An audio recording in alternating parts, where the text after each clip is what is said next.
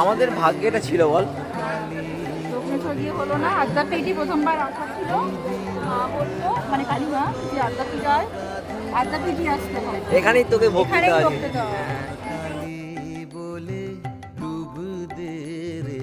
অনেকটা বড়, মানে পুরো বেলুর মঠের মতো। বেলুর মঠটা একটু অনেকটাই বড়, বাট এটাও অনেকটাই বড়। আজকে মনে হয় ভোগে হবে, খিচুড়ি দেবে, ঠিক তারপর আজকে ভাত আছে, আজকে ভাত না বললো খিচুড়ি।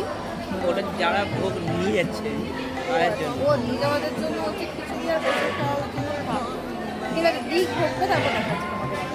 প্রথমে দিয়ে গেল কুমড়োনি, এরপরে পোলাও, আর ভাত আর খিচুড়ি দুটোই কিন্তু আছে আজকে। এরপরে ভোগ খেয়ে আমরা বাড়ি চলে আসি। আজকের দিনটা কিন্তু খুবই ভালো কাটলো।